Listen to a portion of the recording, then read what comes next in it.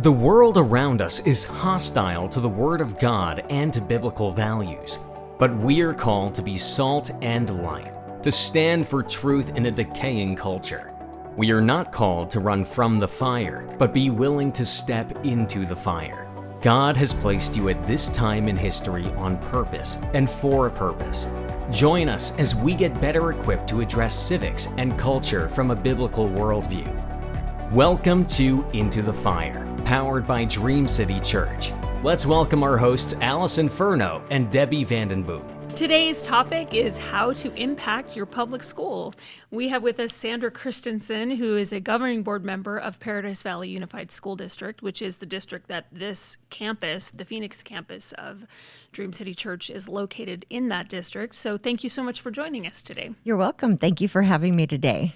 Yeah, so before we get started, we'd just like you to introduce yourself, whatever you want to tell us about your family, your background, so that people know who you are. My name is Sandra Christensen, as you mentioned, and I've been a governing board member for over 2 years, the Paradise Valley Unified School District. It's a very large district. It's about 100 square miles. People don't realize that. And it's not in the town of Paradise, or the town of Paradise Valley is not in our school district. It's kind of a misnomer. Yeah. And even our PV high school, it's in Phoenix. So it's North Scottsdale, North Phoenix, basically. A little bit about me. I came to Phoenix in 1994. I was an IT project manager for Honeywell. Wow. I met my husband then, and we've been married almost 30 years. We've been married a long time. We have an 18-year-old son that was in the public schools. He graduated from Horizon High School. Now he's a freshman at a school in Boston now. Okay. Wow. Awesome. Yeah. Amazing. Well, for some of our listeners who may not have kids or don't really understand the public school structure in Arizona, what is that public school structure? Because I know we have a lot of different things, the Department of Education, superintendents, school boards. Can you kind of just give us the hierarchy really quick? Absolutely. And it's interesting. What I do listen to some of your podcasts, and somebody in one of the previous versions said that the Lord equips you no matter what. I knew nothing about governing board. I knew a lot about volunteering in the schools because I had retired when my son was getting bullied in the public schools. And so I became a room mom. And so I really had that hyper focus on the classroom and helping teachers and, just supporting my son. And he was fortunate enough to a transition to high school during the COVID year. So 2020, he was a freshman, and that's when I kind of opened my eyes a little bit, because you don't volunteer so much at the high school level. Yeah. You do a little bit, maybe chaperoning. He was in choir, chaperoning field trips, but it's not the same. And so for me, I took a step back and I saw what was going on in the schools. And back to that, the Lord equipping you, when I decided to run for governing board member, I didn't even know how to run for dog catcher or anything. So I was introduced into Legislative District 3, where I live, one of the largest legislative districts in our state, and I became a PC. And it's kind of funny because I didn't sign up to be a precinct committeeman, but I reached out to the leadership there to find out a little bit more about the Republican Party. I was not a Republican prior to Donald Trump's second term.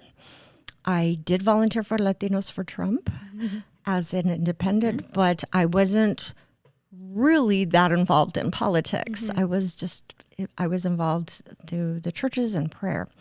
And so what ended up happening, I started learning about these types of things, being a precinct committeeman. And then when I got elected to the board, I met a lot of different legislators and people that were running for office and that were in office. I met Tom Horn, who happens to be in our district. For those of you who don't know Tom Horn, he is our superintendent of public instruction at the state level. So that would be at the top. At the very top. Level. So it's the era. Yes. So we have the U.S. Department of Education, or we did, and this is the Arizona Department of Education at the state level. Right. So I met him on the campaign trail, and I didn't realize he was in my district, and he had been on our governing board for 24 years. Before he was in the legislature, before he was superintendent the first time, and before he was AG. So it was very interesting. Right. He started off, as you were saying, on the school Paradise board. Valley. Yes. I actually remember that. Yes. Oh my gosh, Yes. I didn't know that actually. Yeah. And so I met forgotten, him, but I and remember we then. just I hit it off with his team and his wife, who happens to be Latina like me, and I ended up getting a job there, talking about the Lord equipping you. I didn't know all of the details that had to happen at the state level, so I was Tom Horn's constituent services manager for a year and a half, and simultaneously on the school board. So the hierarchy is U.S. Department of Education, which there's a transition right now, right? And there's the state. And so the State Department of Ed does a lot of things at the local level. So we work with that organization work with the legislatures, and we work with different entities, but the reach is the whole state of Arizona, right? And so I was answering phones, and so I got kind of fast track as to all things Arizona education. When I was on the governing board, it was very interesting because I would hear a lot of issues that were coming up at the state level. So I went from having this micro super hyper focus on just one teacher and helping in one area to the whole state. Yeah. And so the Lord really opened my eyes to some of the concerns in our public schools. And I will say one thing. There is a how would I put it? I would say misnomer or Like a misconception. Misconception, thank you, that people that have conservative hearts, that are Christian, that they don't support public school. And that could not be any further from the truth. I went to public school. My son graduated from public school. And so it's very interesting that, we are mischaracterized. And the other thing is the teachers. I loved the teachers, and parents and teachers really have to partner in order for students to do well. So then backing up again, the hierarchy is Department of Ed, Arizona Department of Ed, and then there's county superintendents. Shelley Boggs is currently our county superintendent, and then all the districts, and it's very locally controlled. So governing board members at local districts, like my district, we create policy and we make decisions based on Arizona statute and law that is set at the legislature. So there's a lot to it, and people think that it's an easy thing. It's not always easy, because there's state law that oversees all of their education related state laws that go into place. That's about correct. what you have to have to grow. Like there were certain And they things, sent, graduation tests. requirements, Yes. or Right. certain standardized tests or things like that they create at the state level. Funding as well that happens at the state level, and then that goes down to where when you guys are making your policy at the district board level, you have to make policy, but it has to match up with those laws that are in place. That's absolutely correct. So legislatures are state elected officials. They make those laws, which are signed by the governor. Right. And the Arizona Department of Ed, they help facilitate that. There, some people think that Superintendent Horn makes laws. He does not make laws. He's executive branch. And so the legislative branch makes those. And then governing board does policy making. And we are the voice of the constituents. That's also a misnomer or a miscommunication. Misconception. Thank you. One of those A words. miss. It's a Yes, miss. it's a miss. Yes. Yes, yeah. So you make policies, but what else do school governing boards do? One of the most important things that we do is we hire and fire the superintendent. So the governing board has one employee, and that's the superintendent of the district. And a lot of people think the superintendent is in charge of the board. That's not true. The people are in charge because we're a constitutional republic. So the people are in charge, and then they represent elected officials. We select the superintendent, and then the superintendent is sort of the CEO of the district, and they manage the day-to-day operations. Got it. Yeah. And so it is a really important job that most people do not pay any attention to at all. I bet you a lot of people don't know one person that's on their school board. It's true. Yeah. And what's really important about that is we have a huge budget, especially large districts like Paradise Valley Unified. Multiple millions of dollars go through the district, Right. and in a combination between federal funds, state funds, and then in our district happens to pass a lot of bonds and overrides, and that's paid by the taxpayers. So even if you don't have children in the district, you need to pay attention to what's happening because we're spending your money. Yes. So- Well, and I'm glad you brought that up because those bonds and overrides, you see them all the time. And this last election was the first time that some of the districts didn't pass those overrides. I felt like it was more so Peoria, I think, was one of them. And there were some districts. Cave but Creek rarely. yes, they don't passes pass those. them. What can you explain how that works? So what do the bonds and over? Because they're one of the things that drives me crazy about all the education funding is they're always talking about how it's for the classrooms, but then that money doesn't actually end up in the classroom. The money, most of that money that goes, that they want, or they're saying that they need it for different things and they want to talk about the classroom, but it doesn't go directly to the classroom. It goes somewhere else. Yes. So bonds cannot be used for salaries. They can't be used for teacher salaries, which is kind of confusing. We had some school closures recently, and some of the individuals in those areas where the schools were potentially going to be closing, it was right before a bond election, and they were going door to door saying, hey, we need to reach out and save our schools and, save the teachers. So there's a little bit of a misconception there. The bond money goes to our facilities mostly. Yeah. And so we do have very nice facilities at Paradise Valley, but we pass a lot of bonds. Some of the other districts, unfortunately, don't have that. And I'm not gonna get into the weeds of my opinions on bonds and overrides. But what I will say, there's a balance, and I believe that we have to be fiscally responsible.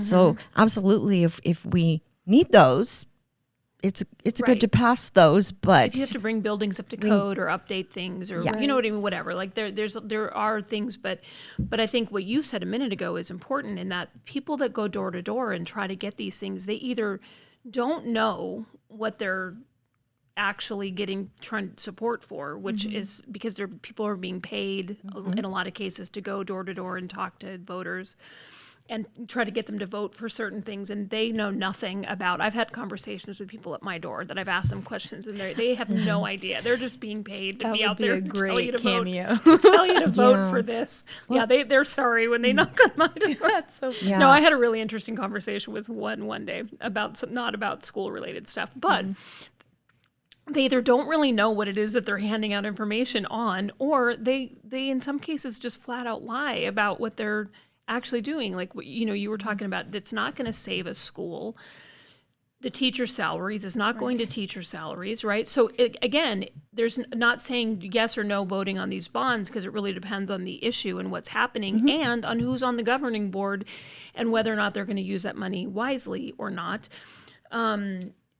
There's all kinds of factors that go into that, right? But just the fact that a lot of people, I think that they're helping to raise teacher salaries, and that's not what that money is for. Right. School finance is a very complicated issue. There's so many buckets, and we get dollars from all different funnels. As I mentioned, there's grants, there's federal funds, there's state funds, and then there's these bonds and sometimes overrides. But where the salaries come from, and that's the biggest part of our budget in the schools, is maintenance and operation. And so that money is funneled, but it's a different bucket from the the facilities, the money that we can use for bonds. We can use some of that for classroom Right. expenditures.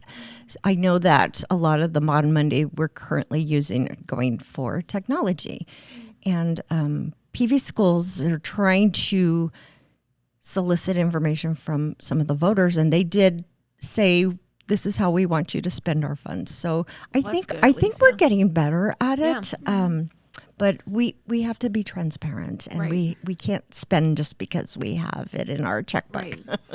Well, and I'm going to let you get to your next question, but I was just going to comment on that. What I have seen, and I mean, this is true for me too. It's like it's so confusing because there are so many buckets of where this money comes from, and especially, this is probably the case with lots of things, but especially in education, that if that money is for something, it can't be used for something else. So they're very strict about.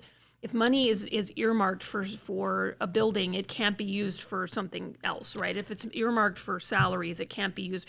So the money is for something, and I think a lot of times people just see, oh, they're getting all this money, and so they don't need any more money. But it's like, where is that money actually marked for? Like, what is it targeted for, and where are the holes?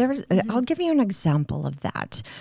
During the COVID years, we had a big influx of federal funds, and they were called ESSER funds, ESSR, maybe ER. I don't remember what the acronym stood for, but government loves acronyms. Yes. Our district used some of those funds to pay for instructional coaches and social emotional learning teachers to support the classroom, right? But there was an accounting error. This is before I was on the board, so this is how it was explained to me. There was an accounting error because those funds were temporary. If you remember, we would have influx. So there was ESSER 1, 2, and 3. This was ESSER 1 funds, and then they forgot to roll them into maintenance and operation, which I told you earlier where the main salaries go. And so we ended up with a big shortfall a few years down the road because it wasn't caught right away. So that's one of the pitfalls of getting these big influx of funds and then trying to hurry up and use it. And, the counting can be very complicated. Yeah. And I think people don't really realize how complicated it actually is. Yeah. Right. Yeah. One of my other questions was, how long can you serve on a school board or governing board? There are no term limits. As I mentioned, Superintendent Horn, he held the record, but it might be broken. He was on our governing board for 24 years. Wow. Our current board president has been there 22. Oh my gosh. Yeah. And it's not a paid position. It is unpaid. So, and it can be a lot of work. I spend a lot of time doing research and going to events, and I enjoy it. Yeah. But it's a lot of work. It is a lot of work if you take it seriously and you do a good job. And the term is 4 years? Yes. And then they stagger. So a term is 4 years, so every 2 years, correct, like half roughly, because it's not an exact number, but it's a 5-member board. So 2 or 1 year, and then 3 or 2 years later, so that they alternate. So my term goes through 2026. So there's 2 of us on the board currently, and our terms end 2026. So we need to decide if we're going to run for re-election or if we're going to just not run again. And so that decision needs to be happening. You started. You're not 20 years in yet. No, only 2.5. You started telling us a little bit of how you got involved or started learning about the school board, but really, why did you run for school board? The reason I ran is because I was always involved heavily with my son's education, but I will say the reason is because I got prayed into that role. Again, I didn't know anything about governing board or how things worked, but I did Moms in Prayer for many years. So when my son was in elementary school, I started a Moms in Prayer group, and the grandmas in prayer prayed me into that role, and they also prayed me up into this because the people wanted a godly individual, and people kept saying, "Oh, you should run for school board." And I'm like, "Why would I do that?" But I think I decided mainly because I just wanted to ensure that voices were heard and that we focused on academics and fiscal responsibility and things that I believed in, and a lot of constituents that I lived around believed in. That the education system is supposed to be used for. Yes. Right. Yes. Yes. And then why should Christians get involved? Because you're the only believer on the school board member or school team, We're the right? only conservative Christian. There's a couple of people of faith on the board, I believe. Okay. I am the only Christian conservative on the board. And I had some notes on that because this is really, really important to me. As we mentioned, when you're on the board, you're not there just being king and queen makers. You are representing your constituents, right? And the reason the people need to be involved in that process is because they're supposed to be the voice, right? They're supposed to be telling us as elected board members what they want the schools to be like, or whatever elected member you are, if you're in the legislature. The reason it's important for Christians is because we don't typically have a strong voice on governing boards. People of faith a lot of times don't run for those elected positions. They will allow other people to do that, or they don't pay attention. They just assume that everything is going to be fine. But as electeds, we need to represent all of the people and all the voice. And I believe our district has a lot of people of faith and a lot of conservatives. And so I feel like I'm their voice.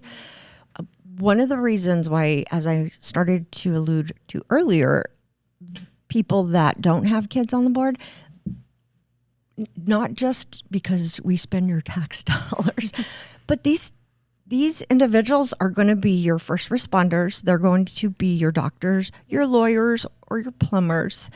And you need to get involved because they're going to be your next leaders. And so it's very important for all members of our community to have a voice in what the schools are teaching and how the schools are run. Yes. And I think that's a really good point in that a lot of people, I think, get detached from what's happening at the public school level because their kids are grown up, or their kids are in private Christian school, or they homeschool, and so then they just sort of, okay, we'll just leave the public school system to the wolves, or shut it all down, or whatever the view is on that.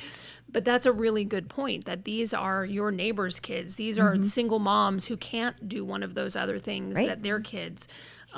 People that that are working all day and can't homeschool or can't afford to have another option. Right.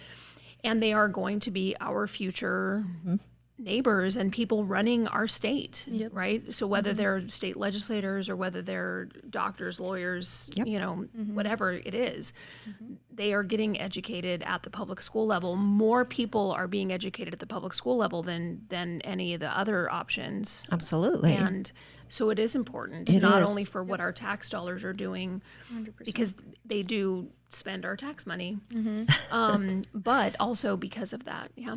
There was a term back when many years ago when I was in school in the 70s and 80s is it takes a village. And I believe we've really gotten away from that. So it takes a village to raise a child. And so I feel like we're starting to be more aware that community is so important. Yeah. And we can't just send our kids to school and hope all is well. We have to be involved. And again, I am not going to bash teachers. I think teachers are great. Parents and teachers have to partner in order for students to do well. It can't be this fighting back and forth that teachers saying, well, parents don't have my educational master's, so they don't know. And then parents can't say, well, you don't know anything about my kid. We have to partner. Right. And, but I will say parents have the right to direct the education, upbringing, health, and mental health of their own children. And that is something that the schools have kind of taken Right. away a little bit. And so we have to take that back. Right. Because they're telling parents that they don't have, or doing things without parents even knowing about it. Yeah. I mean, fortunately, you see things. We aren't to that point yet, but in places like California, that they can at the school level take girls to Planned Parenthood to get an abortion or get an IUD put in or get trans medication without, and take them back to school, and the parents don't even know that they left school. Like they can take their kids out of, and so again, we're not there, but if we don't pay attention, we could easily get there. So it's something that we do have to really pay attention and guard against, and make sure that we're knowing what's happening at the school level. Yeah, That's correct. And even there are national talking points that we have talked about in conservative circles, as well as people that are more progressive and liberal, but it's very interesting because at each school district has their own personality. Each has their own pluses, minuses, strengths, and weaknesses. So even throughout my district, we have 5 high schools. We have 2 that tend to have higher socioeconomic, right, areas, and so their grades tend to be, their school letter grades and the proficiency levels can be a little bit higher than some of the other ones. So even within our own communities, we have to have those conversations on how to best meet the needs of our children. right. And so I would want to just take a mention, because when I worked for the Department of Ed, I did help a little bit with the overflow on ESAs. And there's a narrative that ESAs are defunding the schools, which is absolutely not true. I believe, even as a governing board member in a public school, that one size does not fit all in education. And so my kid did very well. I gave him the choice when he was in the older grades, do you want me to homeschool? Because I was ready and willing. He wanted to stay in these programs because a lot of our public schools have wonderful programs.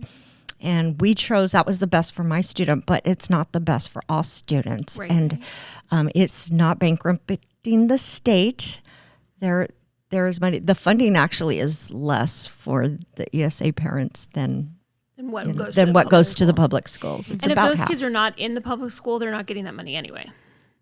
Right. Because it's per student. It's seats and chairs, Yeah. right? So They like to call it backpack funding. So we'll just use some round numbers. So say I have a kid at the school and he's getting $15,000 that goes to the school for funding, right? Right. If I pull him out and decide to homeschool or send him to private school, then I would get about half that, about $7,500-ish to use for either tutoring or homeschooling or to go to a private school. So it's really not bankrupting because you're paying half of what it would be to put them in a Anyways, Yeah.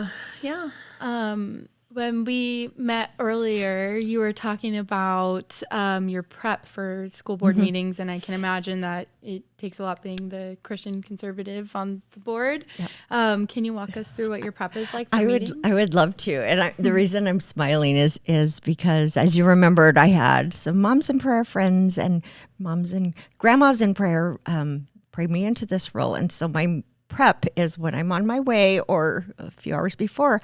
All I have to say now is armor me up, and they know what that means. And I have that the full armor of God here, which is Ephesians 6, and I won't read the whole thing because it's about it's 10 through 20. Finally, be strong in the Lord and in the strength of his might. Put on the whole armor of God that you may be able to stand against the schemes of the devil. For we do not wrestle against flesh and blood, but against the rulers, against the authorities, cosmic powers over the present darkness against spiritual forces of evil. And I'm not saying that the schools are evil, but what I am saying is that when you go and you're a public figure, there are forces that want to silence you.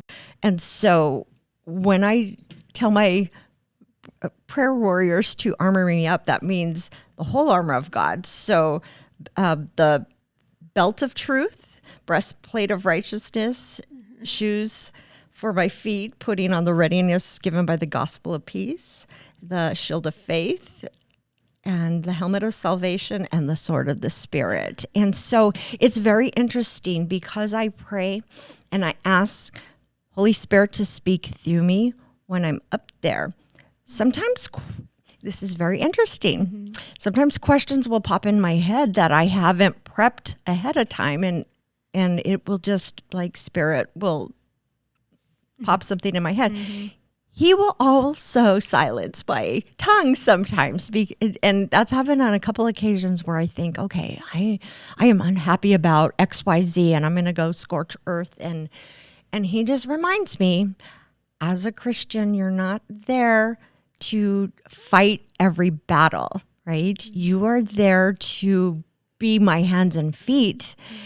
And if we're up there screaming at all of the individuals and the other board members, we're not being a light in the darkness. And so there's been a couple of times where I've had to take a step back and just listen to the other individuals.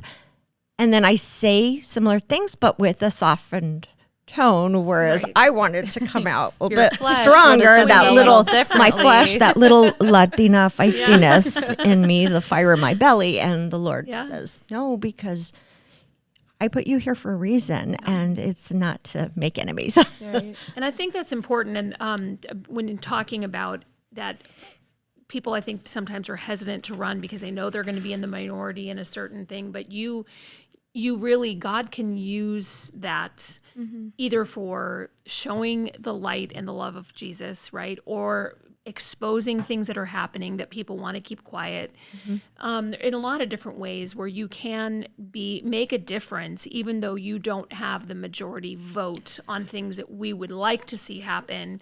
Right. I'm glad you mentioned that. Yeah.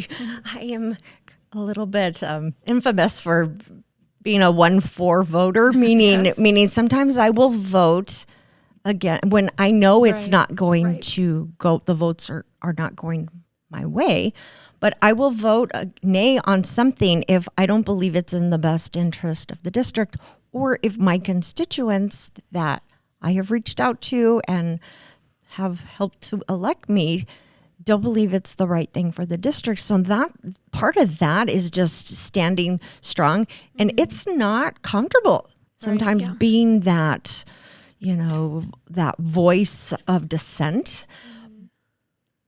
But I really take this job seriously, and I'm not just going to get along to go along. I'm going to look at every vote with discernment and really decide, is this the right thing for the district? Yeah. Yeah. And then, did you have another question? Or Yes, I was going to ask how people can find their school district or information on school board meetings. So the easiest way, if you know what local public school is in your area, you can go to their website. Their website will tell you what the name of the district is. And when you go to the district website, and it's just a couple of clicks when you find that local school.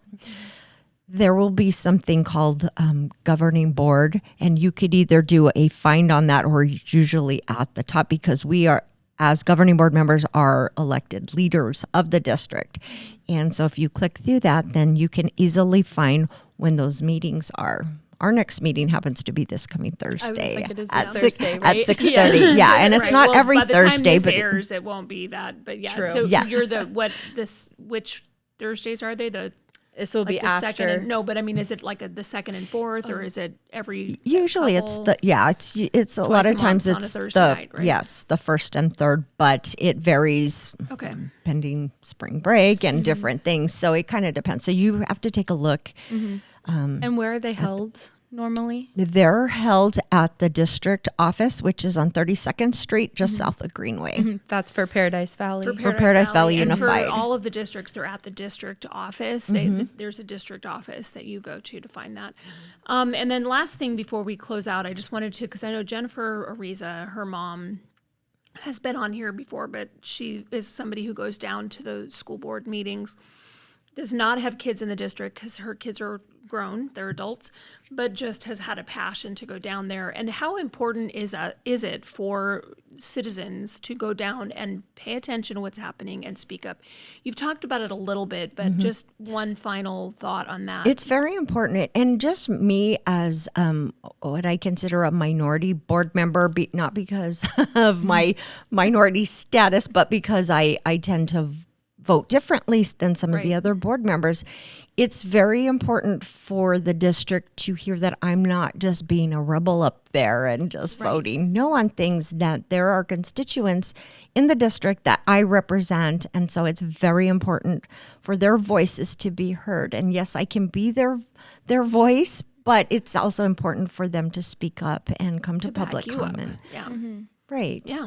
Right. And then also to see, okay, what those board members are doing when they're there, so that when those elections come up, you can decide, because those things are very tricky. It can be very tricky to find out information, because it's one of the elections that doesn't have an R or a D next to somebody's name. It's a nonpartisan. So you only know what they tell you about themselves. You don't really know much about how they're going to vote.